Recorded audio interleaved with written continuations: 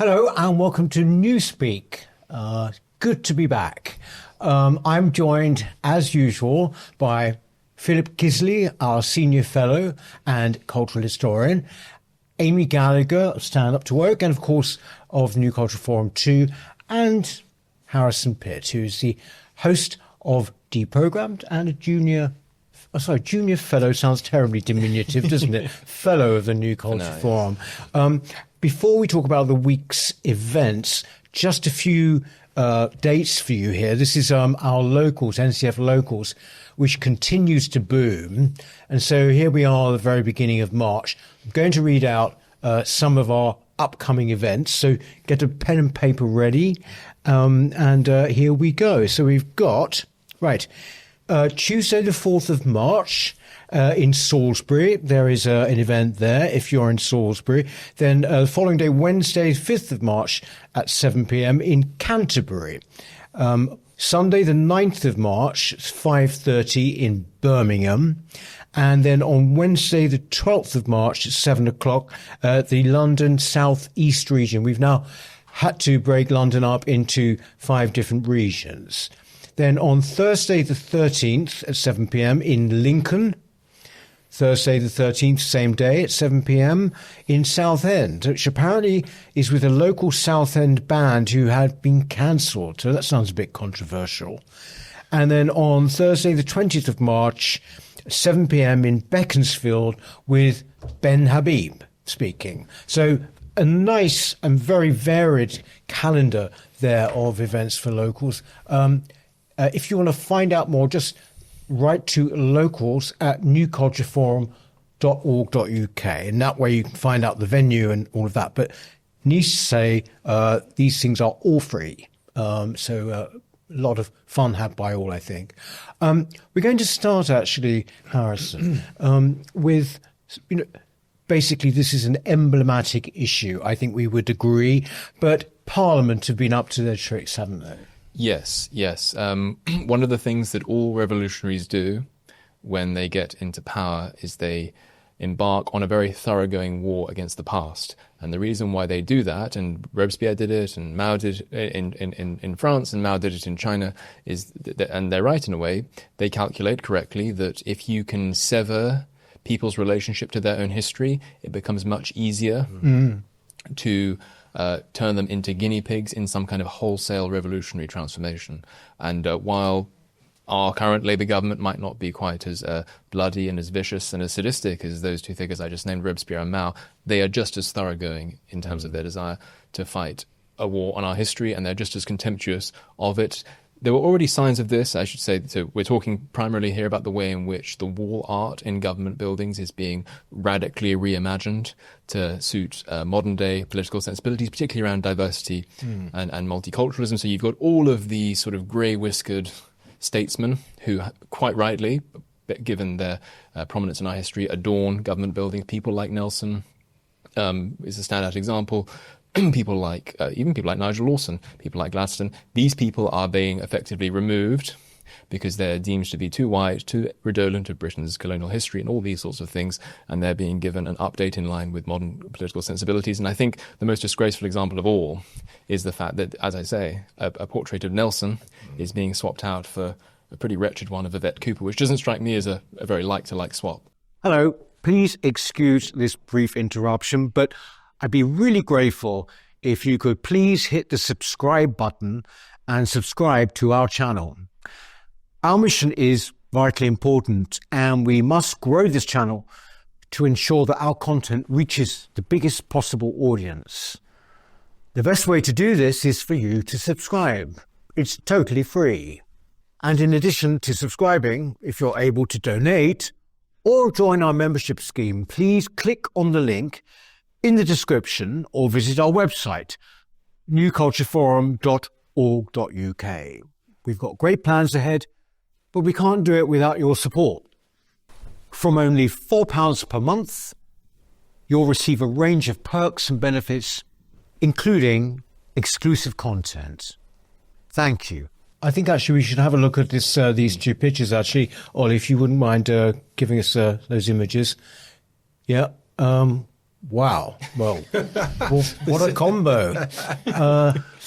Exactly. It's just typical, isn't it? Typical, and there were already signs. I mean, this is a more comprehensive move in that direction, but there were already signs that it was going to happen.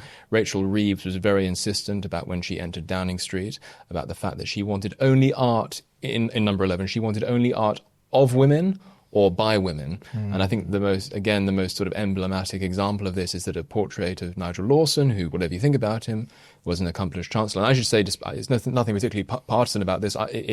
If I'm more of a Disraeli guy than a Gladstone guy, for if anyone's interested. But I think Gladstone deserves a portrait and a statue and all these sorts of things. It's about celebrating our heritage, quite apart from what we think politically about those sorts of things. But she swapped out at one of Nigel Lawson for a portrait of Ellen Wilkinson, who was one of the co-founders, founding members of the British Communist Party.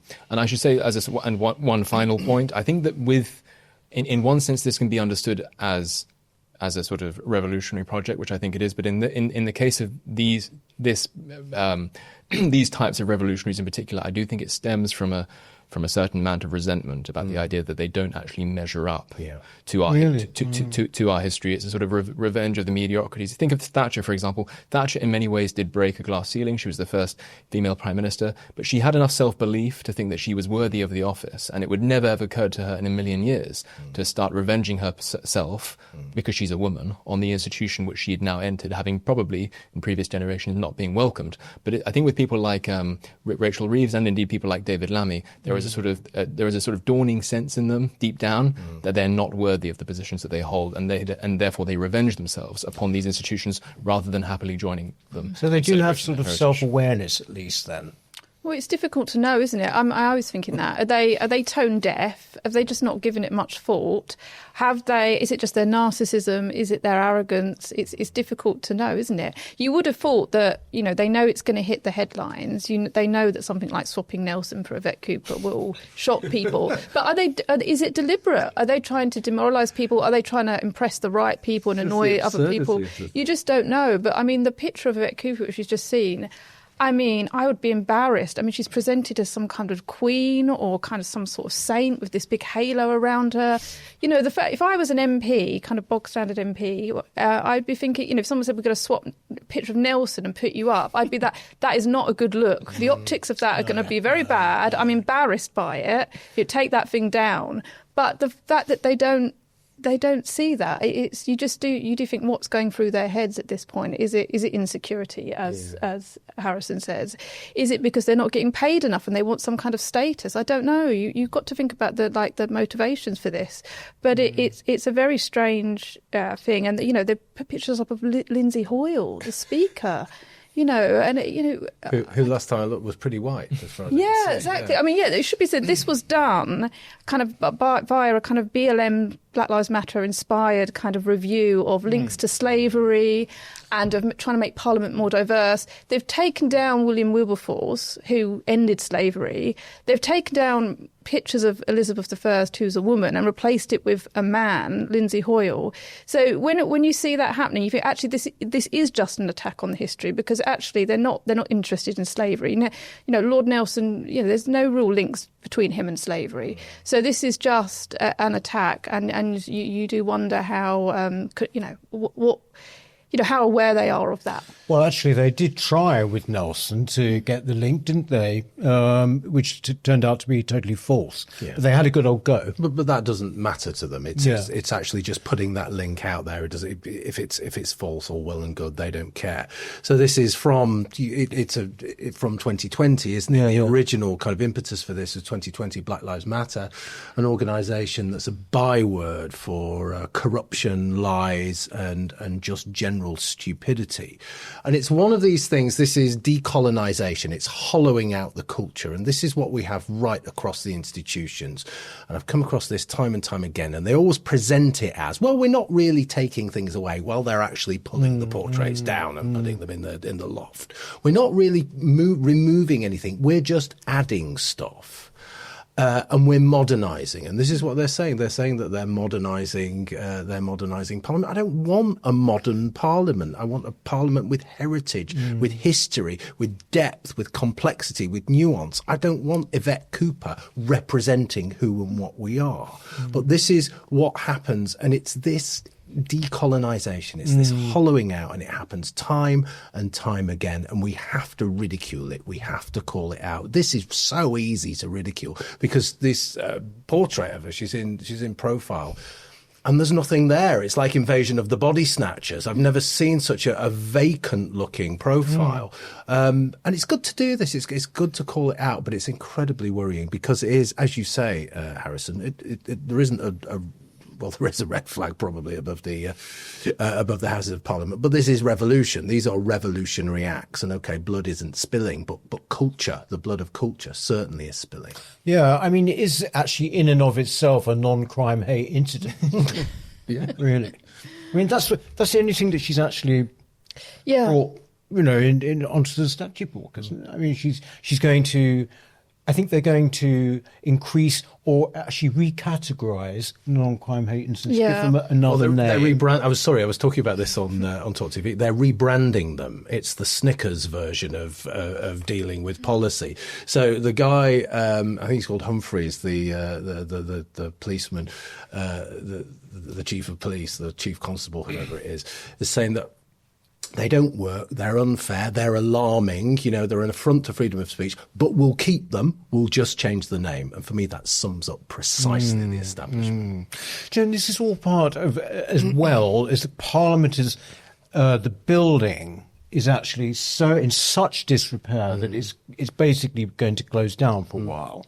And I think the last plan was to have a kind of floating thing. Now, you might have seen pictures of it this week, next to the actual main building, a sort of temporary structure, which I imagine will be balsa wood and, and probably hugely sort of woke pictures and artifacts. But don't you think, in a way, I mean, what would you think about, the idea of them actually just making Parliament now like a tourist attraction? And it seems to me that it's so paltry, the whole thing. Keep this balsa wood chamber. It sort of would reflect it more. It's an interesting point because when I sometimes see Prime Minister's questions, I sometimes get angry at the calibre of people who are in Parliament. I almost feel like you don't deserve to be in there.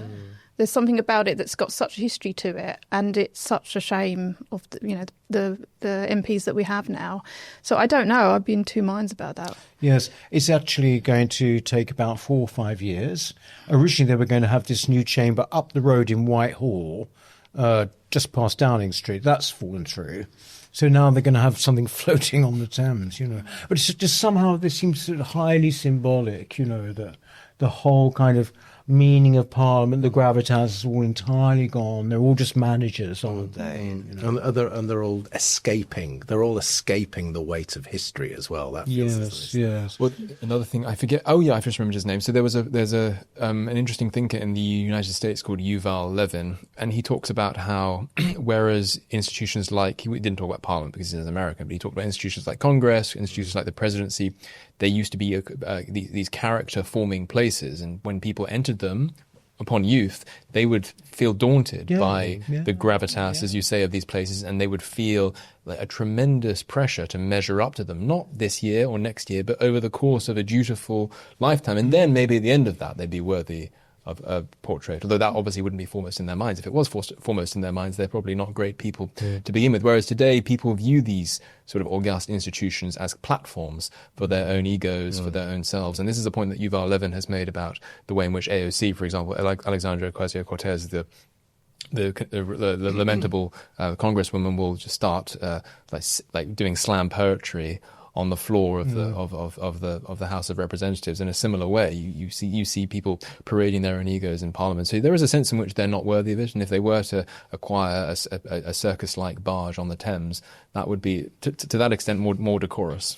Can't you see it also in their dress? Yeah. Yes, very much so. Yes, and actually the way they hold themselves, some of them have got their feet on the chairs, some of them are lounging around, and the way they're dressed as well is some when they've got blue hair, there's a problem. Yeah, exactly.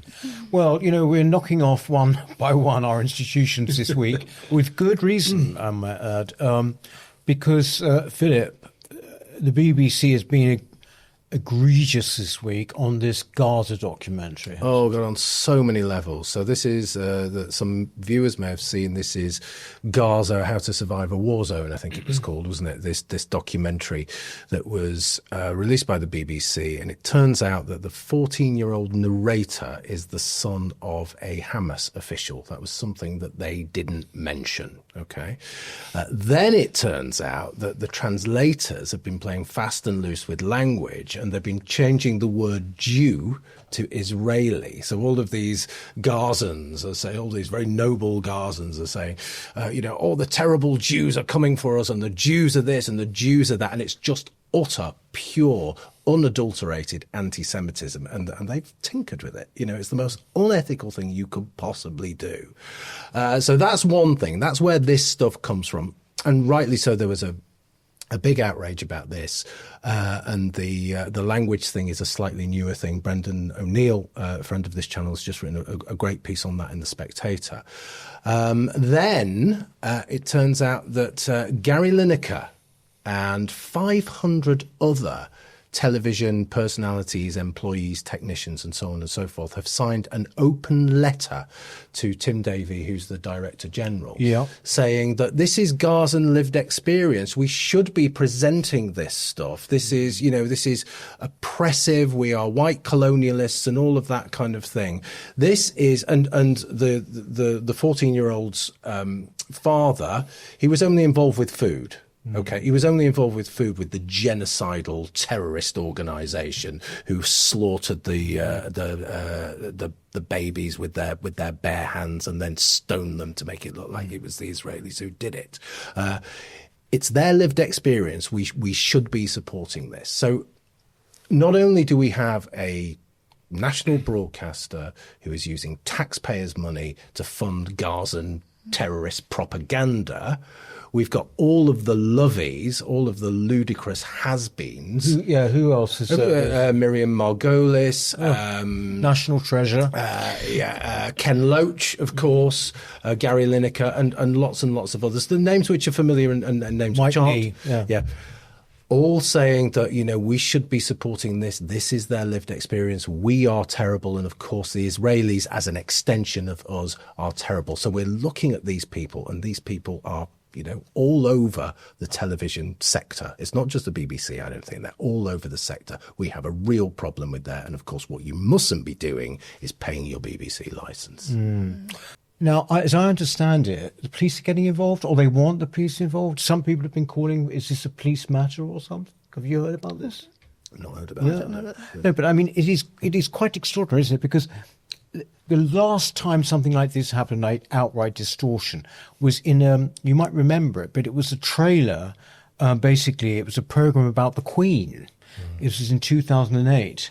And they just completely misrepresented what was happening. And in fact, it ended with someone resigning, like a head of TV resigning.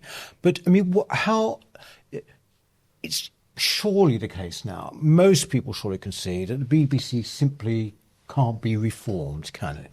This has been going on a long time. Since October, the October attack on Israel. From the get-go, the BBC weren't calling Hamas terrorists. They were, representing attacks on Jews as kind of community tensions. And then there's the whole trans thing as well. They are still to this day pushing out headlines saying that a trans woman or a woman has attacked a girl or a woman when it's a man. So the BBC just cannot be trusted. And this signature petition that Gary Lineker and others have signed, they have blamed that they've said that the BBC are racist. And this is a documentary that is calling for the jihad of Jews. It's the most kind of extreme form of racism being represented in this documentary.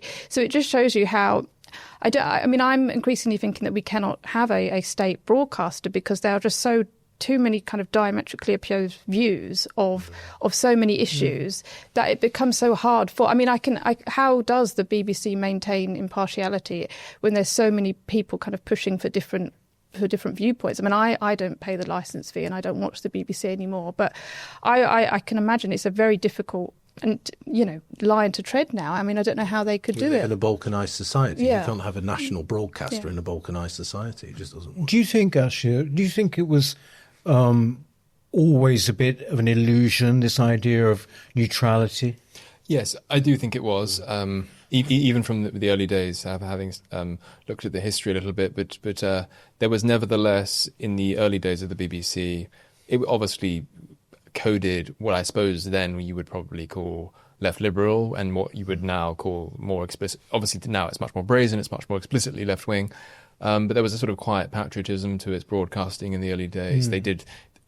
I think they were more driven by a sense of duty to their charter, and even though many of the people involved would have been liberal-leaning presenters, even, as I say, in the sort of 60s and 70s, they understood that they had a higher duty to perform, and that's just gone by the wayside. And this isn't too surprising because institutions are fundamentally derivative of the people who constitute them. It's not that you can have the best constitution in the world, you can have the best charter in the world, but if your sort of conveyor belt of recruitment is gradually losing all of those people who may have been slightly liberal, but I just saw Andrew Marr in the cafe around the corner. Right. Yeah, he's left wing, and it's now pretty obvious. He's at the New Statesman, but there was a sort of he paid lip service a little bit. I don't know if you agree. You actually interacted with him, but he paid lip service to the idea that he had a duty to perform by being a presenter. Whereas everything I've heard about the BBC today, everyone being recruited, the conveyor belt of recruitment is even more woke coded, and it cares even less for the heritage of the BBC, even in theory. So I do think that at this point, we probably used to have a BBC that knew it was the 1% in terms of its personnel, knew it was probably about 20% of the population in terms of its ideological viewpoint, but nevertheless felt some duty to everyone else in the country. And we've now got an even more cloistered BBC. Yes. Probably isn't even 1% of the population anymore in terms of its personnel. Probably only about 15% of the country in terms of its viewpoint, and we're just only producing content fit for that 15%. And so it's not sustainable. And I really do think at this point it's unsalvageable, and the licence fee should go accordingly. Yes. Yeah. So wait a minute. You don't pay. No. You don't. No. I don't. So what about? I don't really know what the situation is in okay, my house. I certainly don't watch it. Right, no. But in fact, it's not just BBC. It's obviously the iPlayer. It's also Channel 4, I think. I mean, remember, Channel 4 is partly public funded, isn't it? But what should, sorry, I know we've had this conversation before. What should be there instead? Well, I agree with Philip. When you have a country that's balkanized both along demographic lines and increasingly along viewpoint lines, the idea of a public national broadcaster isn't really feasible anymore, because it is fundamentally reflective of a country that has a rough moral consensus, and all of politics is just about disagreement around the edges. And a country that has a powerful sense of collective identity. And if you don't have a strong moral consensus, and if you don't have a cohesive sense of national identity, any national broadcaster that does exist is going to receive certain privileges by its very nature, and yet it can only represent one part of the country to the other. So it becomes very difficult to justify or implement under those balkanized conditions. And it fails at every level. Okay, so it's supposed to entertain and it's supposed to educate. That's what the BBC is supposed to do. It can't do that if it starts off from an activist position, because it isn't about education, it's about indoctrination. And as you say, you cannot educate the country as a whole because we are so divided and there is so much hatred down these lines of division. It just cannot work. So I just think it should completely go. In terms of what should replace it, I don't think anything should replace it. I think it's just it's just people. How many people actually watch the BBC? That would be interesting to know. How many people tune into Radio 4, for example? My guess is it's tiny figures, And so I think that it really pains me to say this because I've always been extremely keen on the BBC. I always enjoyed. You used to say waking up to the Today programme. Waking up to the Today programme until I just couldn't stand it any longer. But I've always been keen on the BBC because of what it is, because it's a public service broadcaster, because it's supposed to, because of its charter, basically. But now it's just not fit for purpose, and there is no argument I've heard in the last 4 or 5 years that would suggest that it should stay on.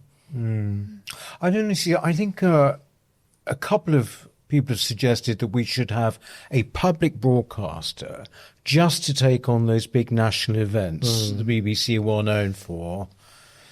How would that work? So you're talking about Parliament, you're talking about royal occasions, coronations, and what have you. I mean, in the past, if you think about those events, there's always been someone who's mentioned some kind of critical race theory in such a crass and vulgar way.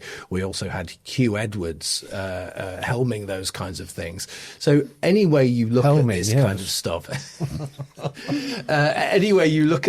of stuff, it just doesn't work. And for me, it's over. Actually, that's the point with Hugh Evans. I think Rafe made this point on one of the shows. All of those transmissions of the coronation, and of the Queen's funeral, more importantly, are going to have his sort of tones over them, aren't they? Yeah. So it's a bit, because Richard Dimbleby famously did the coronation in 1953. Sort of this wonderful kind of majestic tone. I suppose that Hugh Edwards had that in the modern way a bit. But anyway, it's rather embarrassing, all of this. Well, what they'll do is they'll just overdub somebody else. It's like the Jimmy Savile and Top of the Pops, isn't it? They don't show the Jimmy Savile bits. They just show everything else. But I mean, I don't mean to be frivolous about it, but this is really damn serious. I mean, to actually, distort actually what people said to make your case. I don't. I'm not going to sort of present myself as the person who can lead the BBC's subscription service as it will become, because I don't really have any knowledge of what business models work. But if you were to make it a subscription service, I do know a fair bit about boxing, and you have for those big events, for instance, just as when there are big fights in boxing, you have certain people who subscribe to a boxing channel like DAZN, and they can pause their subscription at any time and then turn it back on for when there's a big boxing event. And it's possible that the BBC could incorporate a similar model itself, but it would have to, like DAZN, survive on its own merits. And then people like us could pay them £7 because there's a royal funeral this month, and then cancel our subscription at the end of that month. So maybe they could make use of that and imitate DAZN, but it certainly shouldn't be receiving our patronage. No, and it is about 150 quid now, isn't it, as well? But anyway, so moving on to another institution, well, not quite an institution, but Chagos Islands have been exercising people's minds, haven't they? I don't know. It's not something I think probably grips most people, actually. Is it? Mainly because they haven't heard of them before. Very good reason. Well, there's a lot going on. I mean, it's kind of resurfaced this week because a Jamaican judge who in 2019 was one of the people that ruled that we should give back the Chagos Islands to Mauritius. He's recently come out and said we should also give £18 trillion in, that's trillion, not billion, in reparations to Caribbean islands and other places. And which would be like our GDP for 7 years, apparently, just like an extreme amount of money. But I think what it just shows is it kind of shows how the International Court of Justice, which is what they sit on, it's just a complete farce. I mean, it's just activists all the way through it, and this is who we're taking kind of judgments from. And there's no need to. I mean, the ruling that they ruled that we should give back the Chagos Islands, I mean, it was just an opinion. It's not binding. It's not something we have to pay attention to. But of course, Keir Starmer, who is a lawyer and is very kind of concerned about his reputation internationally and thinks very highly of international law and so on. He is, acting on this and wanting to push it through. I don't know that he'll be able to, but he's in talks with Trump at the moment. But we've also got a Foreign Secretary, David Lammy, who said that he's very interested in talks about reparations, and he kind of introduces himself as Caribbean. I mean, it's quite remarkable now because we have. I mean, I think I heard William Clouston recently saying that we now have leaders who are post-national, in that they're not interested in the nation. Yeah. They're not interested in Britain's interests. They are thinking internationally all the time. And it's a very strange thing for us here in Britain to be on the receiving end of, because you're seeing your own country sort of being, pulled apart, and it's just... it's devastating, really. And when I hear this talk of reparations, I mean, I can't believe we're still having kind of reparations arguments still. But I mean, I sort of thought that had gone away. It was so ridiculous. But people are still pushing for it, and you just think that, did they understand the state of the country, where we are economically, that this would even be a consideration? I mean, it's just, I mean, as you say, I don't think many people pay attention to the Chagos Islands, and it's certainly not on the top of the list of things that they worry about.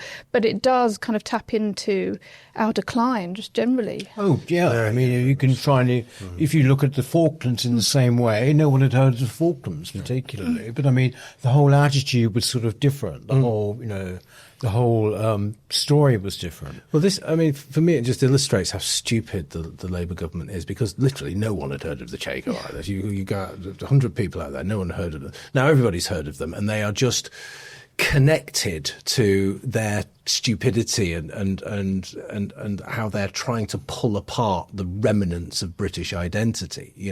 That's one thing. And this judge who's saying, was it 18 trillion, which is just a figure that nobody can even get their heads round. Okay. It just comes from this ridiculous activist stance, which kind of began in the 60s and the 70s with people like Edward Said and Orientalism, and then progressed through the 80s with works like Unthinking Eurocentrism, which essentially removes us from the centre of things and marginalises our identity and culture. And this stuff has gained momentum primarily through the institutions and through universities, and it's become centralised. But it's so stupid and it's so simplistic. And in any other, certainly in any other time, it was always, it's just ridiculous. Just get rid of it. But now we're dealing with it in terms of lawfare, and we're dealing with it in terms of policy, and that's the difference now. So we have to take it seriously, and we have to push back against it. It's interesting you say that, actually, because reparations, they were a kind of peripheral, kind of like crazy idea, weren't they? And now they're like on the agenda, aren't they? They're on the agenda, but I mean, sorry, just to finish the point about reparations. So there are people in this country who are descendants of the trans-Saharan slave trade. Now, their forefathers castrated slaves and treated them in the most abominable kind of way. Are they going to actually pay reparations to those slaves from this country? The point is that history is messy. I'm of a Slavic descent and Hungarian. Hungary was colonized by all sorts of people, including people with brown skin. Am I going to get reparations? Of course I'm not. I'm a white middle-aged male. But once you start pulling this stuff apart, you just it shows it up for what it is, which is grifting. Well, they're insincere because they don't seem to show any interest in modern day slavery. Exactly. That slavery is happening now. We've got modern day slaves in this country, and many slaves in Africa and North African countries, but that's not their interest. They just want money for things that were done in the past. So it's just a cash grab, essentially, and an attack on Britain. That's what it is. You mentioned that Keir Starmer is over in Washington as we're filming this, actually, with Lammy. But Trump can put the kibosh on this, can't he? Well, the reason why the Americans are so concerned about it isn't because they care so much for the kind of British pride that we're talking about, although actually Trump, having a Scottish mother, maybe does actually feel a sentimental attachment to us in that way. But it's more geostrategic for them, because it's not just that we would be gift wrapping the Chagos Islands for Mauritius, which would be bad enough. We would be gift wrapping the Chagos Islands, paying for the privilege to do it. I can't remember the exact figure, but it's pretty astonishing. But given that we have no international obligation to do it, it's very puzzling why a government would go out of its way. I've never known a government supposedly elected in the interest of its own people to go so much out of its way to spend their money recklessly and unpatriotically. But the reason why the Americans are concerned is because it's very geostrategically placed, and Mauritius is a Chinese Communist Party ally. And so they have very good reasons to be concerned about it. And there's no doubt that that Trump and Vance will be using all of the hard power they can to try and persuade Keir Starmer accordingly. Many people speculate that one of the reasons why he has made that ostentatious announcement about boosting defence spending was to try and butter up Trump a bit and say, look, the continent might not be picking up its requisite burden when it comes to NATO membership, but we are, and so it's possible that he's trying to woo Trump in that way with 0.2%. With 0.2% increase. So we'll see whether that works. I suspect Trump will see through it, and Vance hopefully too. Sorry to go off on a tangent a bit here, but I'm interested to know what you think with Trump. And what he said recently about Ukraine and Zelensky and everything. Do you think that's going to take the bloom off him for some people? Yes, a little. Or even like if you think of reform. Yes, a little bit. And I've noticed Farage changing his tune a tiny bit on this question, because I think he realises that for understandable reasons, I don't go along with it as much myself, but the cause of Ukraine is very... means a great deal to the vast majority of what we might roughly call the Anglosphere centre-right. And the only real exception to that seems to be the United States, which is why Trump can win on a platform of I'm going to knock their heads together and end the war. And he can say things like Zelensky's pushing his luck, and he can counter-signal Zelensky in public in a way that Farage wouldn't be able to get away with. Pierre Poilievre in Canada wouldn't be able to get away with. I suspect the same holds in Canada. It holds in New Zealand and Australia. For whatever reason, Ukraine looms large in people's imagination as an important issue for which to fight. And so yes, I have noticed Farage.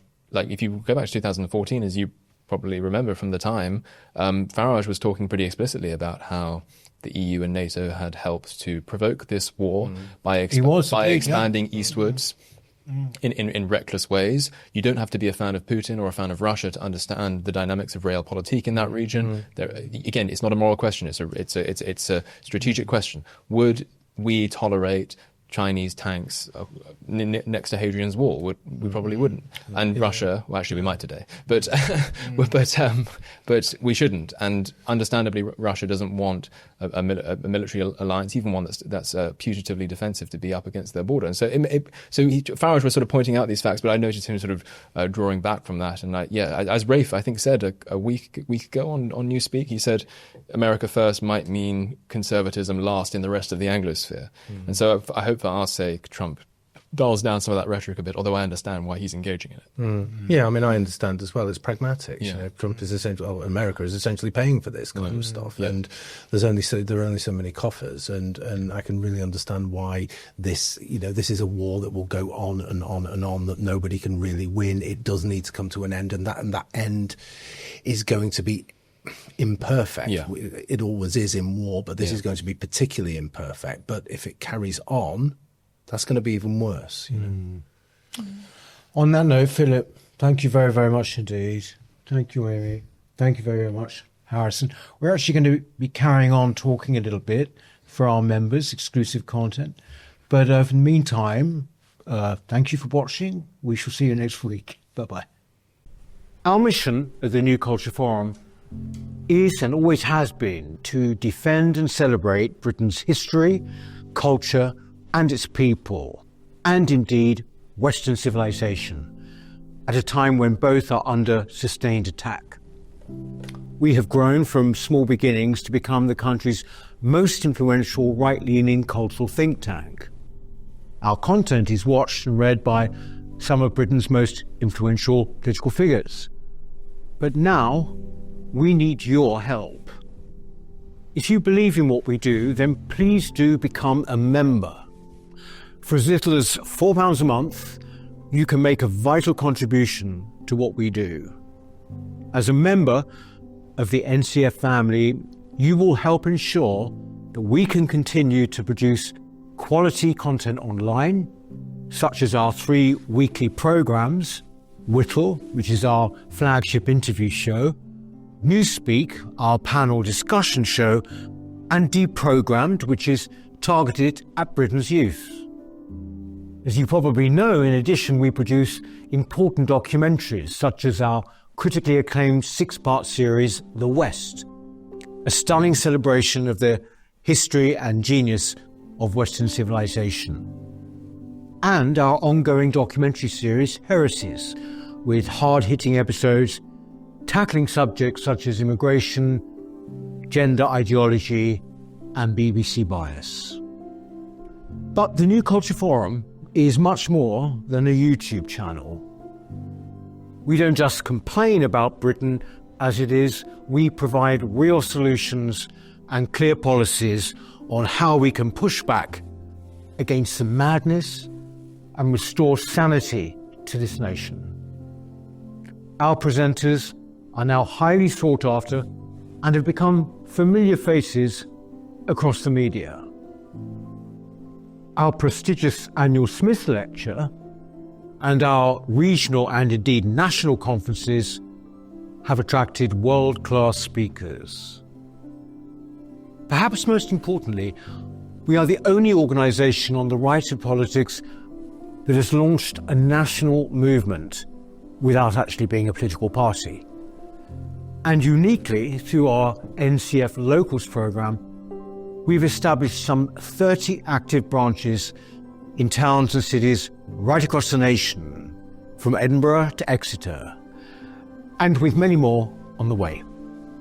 We're very proud of what we've achieved, and our members have made it possible. In return, our members receive access to exclusive content, invitations to private events, free or discounted tickets to our conferences and lectures, free copies of our books, and much more. I very much hope that you'll join us too by clicking the link in the description or going to our website, newcultureforum.org.uk. Now is the time that we need your help. Thank you.